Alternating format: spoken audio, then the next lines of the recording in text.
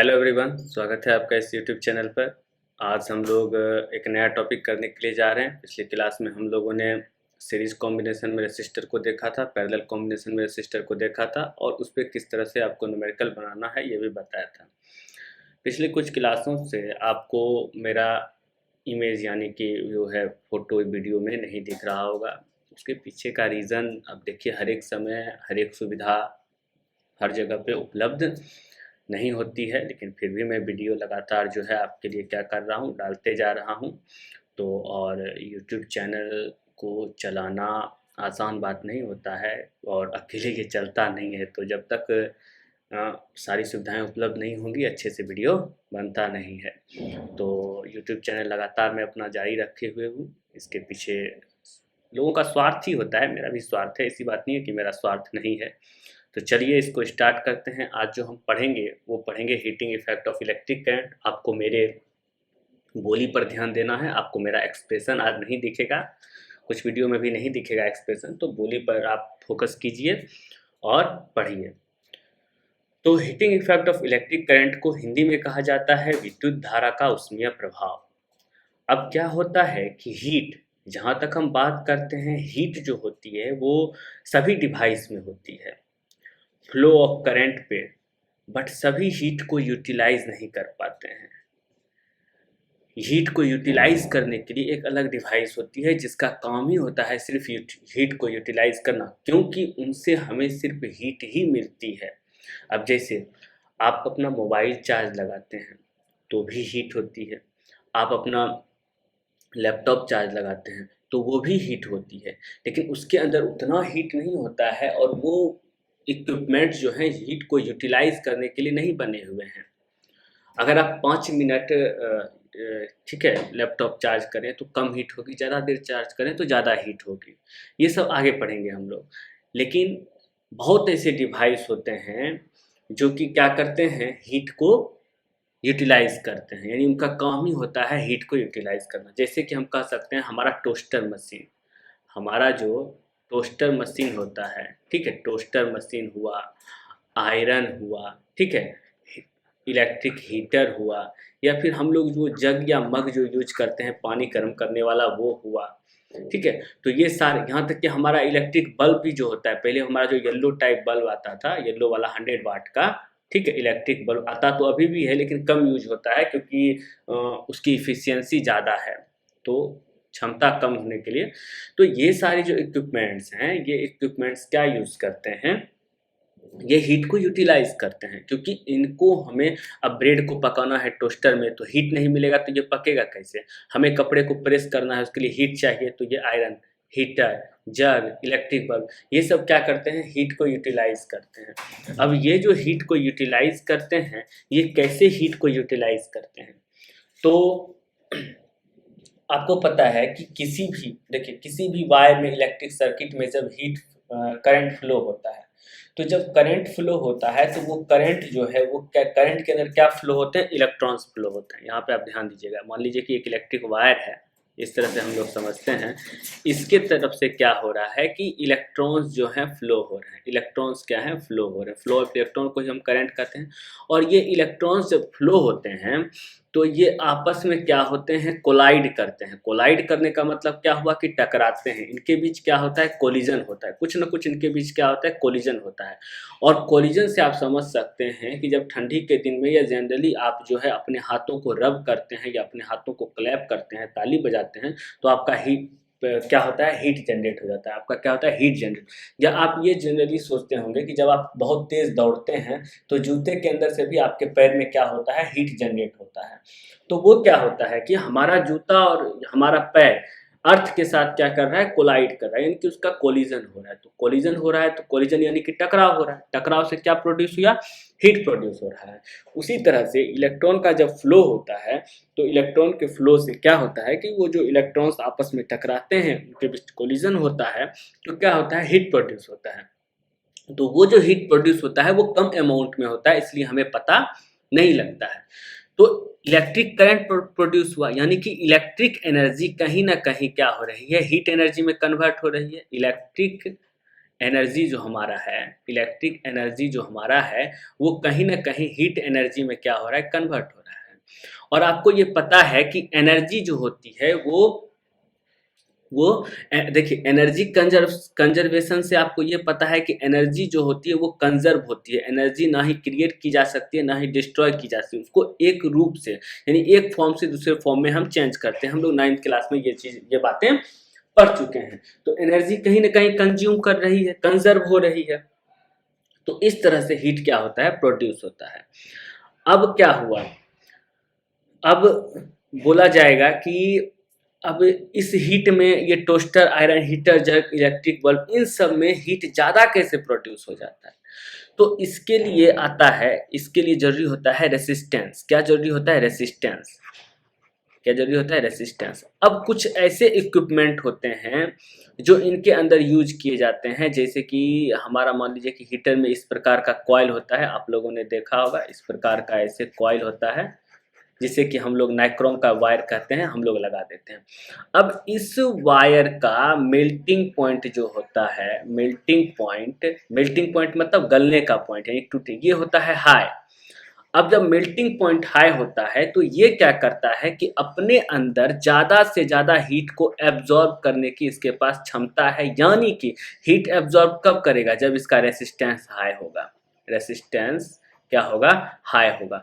अगर इसका रेसिस्टेंस के बारे में आपको पता है कि रुकावट, अगर ये अपने अंदर से, मान लीजिए कि इसके अंदर से करंट फ्लो हो रहा है, इलेक्ट्रॉन फ्लो हो रहा है, और ये क्या कर रहा है कि इसको रोक रहा है, ठीक है। एक तो रोक रहा है तो ज्यादा से ज्यादा रोकेगा। तो अब एक देखिए, बैटरी जो होता है, मान लीजिए कि 9 वोल्ट का बैटरी है, 9 वोल्ट का बैटरी है, यानी कि ये क्या कर रहा है, 9 जूल की एनर्जी जो है पर सेकेंड क्या कर रहा है, इसमें भेज रहा है। 9 जूल का एनर्जी जो है वो पर सेकेंड इसमें क्या कर रहा है, भेज रहा है। अब ये तो बैटरी तो लगातार 9 जूल की एनर्जी इसमें भेज रही है, लेकिन ये क्या कर रहा है, ये उसको उतनी तेजी से बाहर नहीं निकलने दे रहा है, उसको कंजर्व किए जा रहा है, यहाँ पे रोके जा रहा है, क्योंकि इसका रेसिस्टेंस भी है और इसका मेल्टिंग पॉइंट भी है। ऐसा नहीं है कि एनर्जी बढ़ गई ज़्यादा तो ये क्या हो गया, गल के खत्म हो गया या टूट गया, ऐसा बात भी नहीं हो रहा है। क्यों, क्योंकि इसका मेल्टिंग पॉइंट इसका क्या है, हाई है। जनरली इसमें नाइक्रोम हम लोग यूज करते हैं, ये भी मैं आपको बता देता हूँ, वैसे ये आगे पढ़ना है। तो क्या हुआ कि ज्यादा से ज्यादा इलेक्ट्रॉन का जब फ्लो इसमें होगा तो ज्यादा से ज्यादा इलेक्ट्रॉन्स आपस में क्या होंगे, टकराएंगे।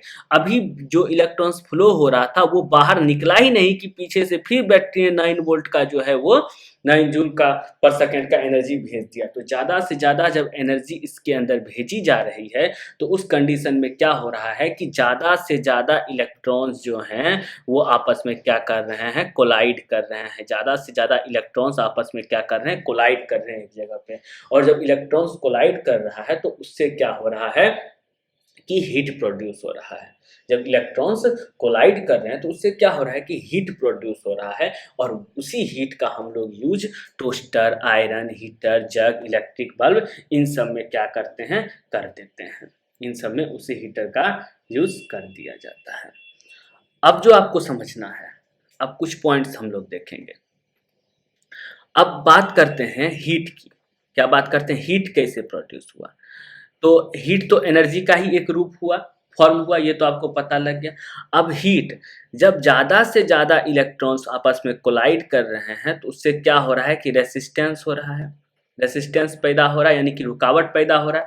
आप एक बात यहाँ पे ध्यान से समझिए कि अगर इस तरह से भी आप समझना चाहें तो मान लीजिए कि ये एक वायर है और इसके अंदर जो है बहुत सारे इलेक्ट्रॉन्स हैं, बहुत सारे इलेक्ट्रॉन्स, लगातार इलेक्ट्रॉन्स तेजी से ये पास नहीं कर रहे हैं, ये आपस में क्या कर रहे हैं, बहुत सारे इलेक्ट्रॉन्स कोलाइड कर रहे हैं। तो आपस में जब भीड़ इकट्ठा हो जाएगी तो इनको बाहर निकलने में भी टाइम लगेगा। जब ज़्यादा भीड़ इकट्ठा हो जाएगी तो बाहर निकलने में भी टाइम लग रहा है, और भीड़ इकट्ठा होने से ये आपस में, आप जब भीड़ में खड़ा होते हैं तो आपको गर्मी ज़्यादा लगती है, होती है कि नहीं होती है। आप जब भीड़ में खड़ा होते हैं तो आपको गर्मी ज़्यादा होता है, क्योंकि आप एक दूसरे से ज़्यादा टकराते हैं, एक दूसरे का हवा लगता है। तो इस कारण से भी क्या हुआ कि यहाँ पे रेसिस्टेंस प्रोड्यूस हुआ, क्योंकि फ्लो ऑफ इलेक्ट्रॉन ज़्यादा था लेकिन इसके निकलने का जो रेट था वो क्या था, बहुत कम था। वो तो इस मटेरियल के चक्कर में हो रहा है। तो क्या हुआ कि हीट बढ़ेगा कब, जब रेसिस्टेंस बढ़ेगा। ये तो आपको पता लग गया। तो इससे हम कह सकते हैं कि हीट जो है वो डायरेक्टली प्रोपोर्शनल होता है रेसिस्टेंस के। डायरेक्टली प्रोपोर्शनल का मतलब क्या होता है कि एक चीज बढ़ रहा है तो दूसरा चीज भी बढ़ेगा, और इन्वर्सली प्रोपोर्शनल का मतलब क्या होता है कि एक चीज बढ़ रहा है तो दूसरा चीज क्या होगा, घटेगा। तो इस तरह से हम कह सकते हैं कि हीट जो है वो डायरेक्टली प्रोपोर्शनल है किसके, रेसिस्टेंस के। और नंबर ऑफ कोलिजन ज्यादा होगा तो हीट भी क्या प्रोड्यूस होगा, ज्यादा होगा। तो हीट जो है वो डायरेक्टली प्रोपोर्शनल हो गया रेसिस्टेंस के। ठीक है, ये बात आपको समझ में आ गई। उम्मीद है कि आपको समझ में आ गया होगा। इस चीज को आप अब अगर टाइम के व्यू से देखें तो जो मैं पहले बता रहा था वो, अब मैं बात करता हूं कि अगर एक मोबाइल चार्जर या लैपटॉप के चार्जर को आप 5 मिनट या 10 मिनट तक चार्ज करें, और उसके बाद आप उसको क्या करेंगे, टच करेंगे, छुएंगे, तो आपको वो उतना, उसमें उतनी गर्मी महसूस नहीं होगी, उसमें क्या होगी, उतनी गर्मी महसूस नहीं होगी। लेकिन उसी चार्जर को अगर 2 घंटे 3 घंटे तक चार्ज किया जाए, उसके बाद जब आप उसको टच करेंगे तो आपको पता चलेगा कि इसमें मुझे ज़्यादा हीट महसूस हो रही है। तो इससे आपको क्या पता, देखिए नॉर्मल एग्जांपल इसी ले रहा हूं कि इसी एग्जांपल से आपको समझ में आएगा। इससे आपको क्या पता चला कि हीट जो है वो क्या है, बढ़ेगा कब, अगर टाइम बढ़ेगा। यानी कि आपने ज्यादा देर चार्ज लगाया तो हीट भी क्या हुआ, ज्यादा हुआ। कम देर चार्ज लगाया था तो हीट क्या हुआ था, कम हुआ था। तो हीट बढ़ेगा कब, जब टाइम बढ़ेगा। तो इससे हम ये भी कह सकते हैं कि हीट जो है वो डायरेक्टली प्रोपोर्शनल हो गया टाइम के। हीट जो है वो क्या हो गया, डायरेक्टली प्रोपोर्शनल हो गया टाइम के।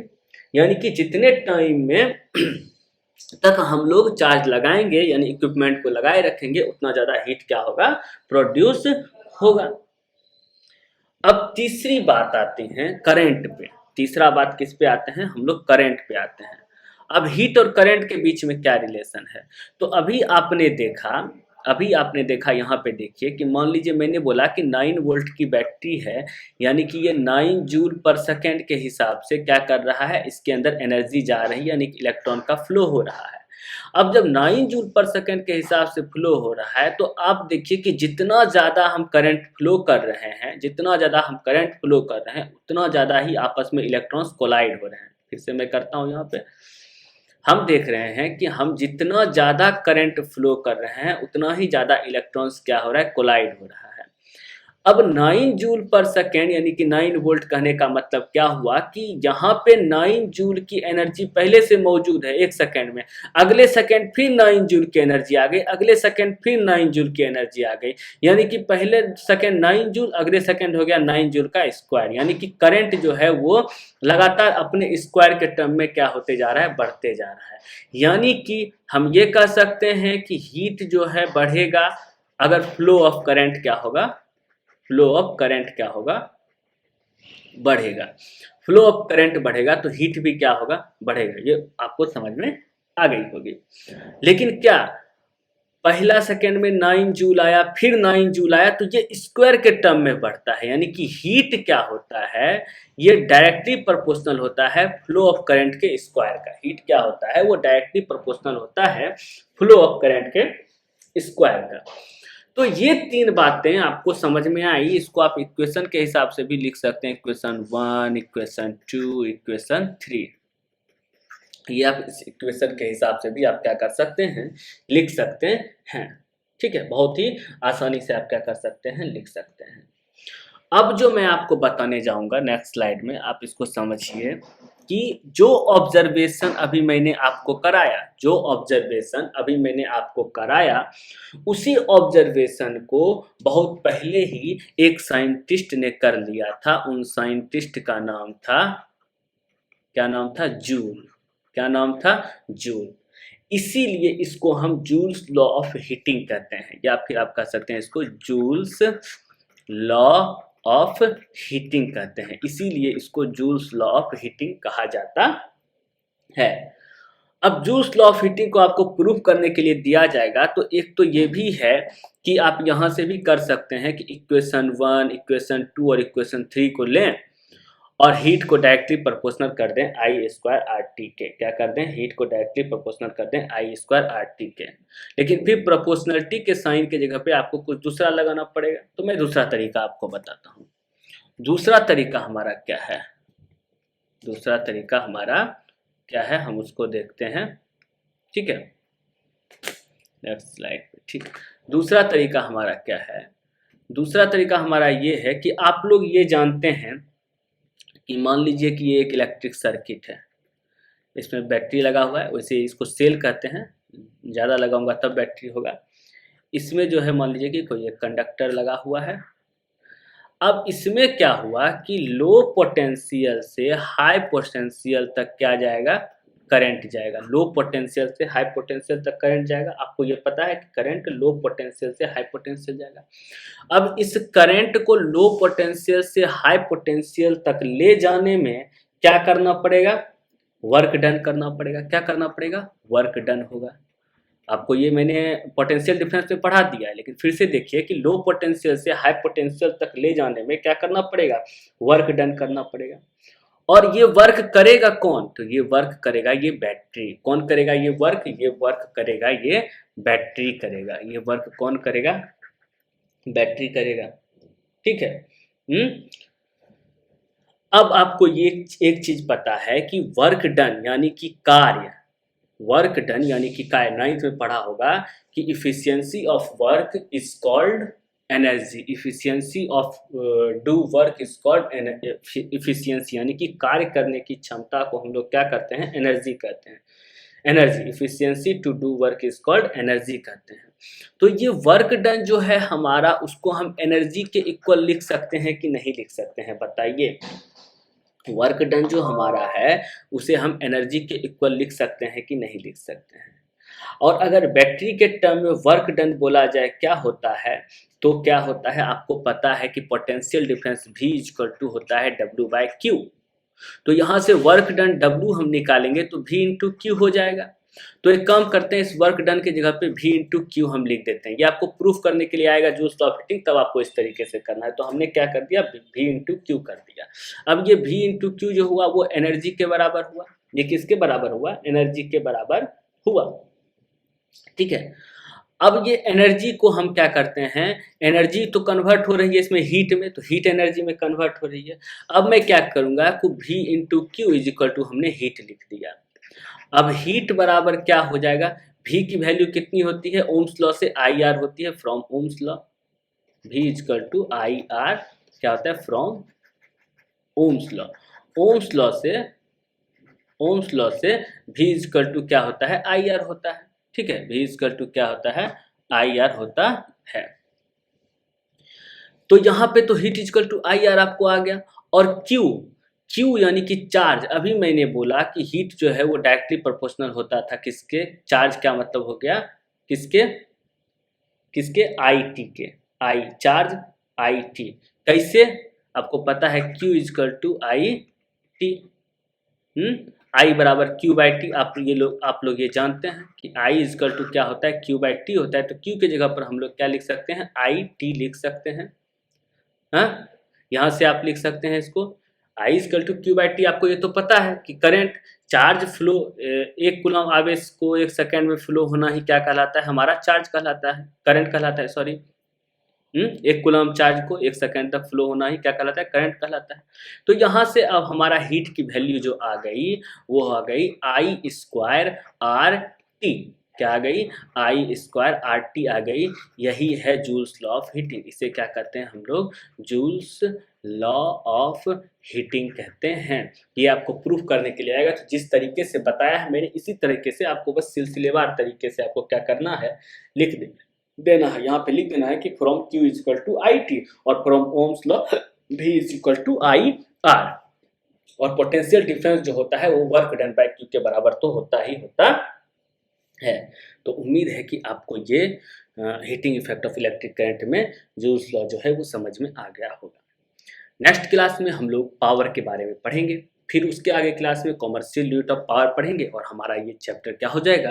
कंप्लीट हो जाएगा इलेक्ट्रिसिटी का। तो उम्मीद है कि आपको वीडियो समझ में आया होगा। वीडियो अच्छा लगे तो लाइक कीजिए, शेयर कीजिए, सब्सक्राइब कीजिए।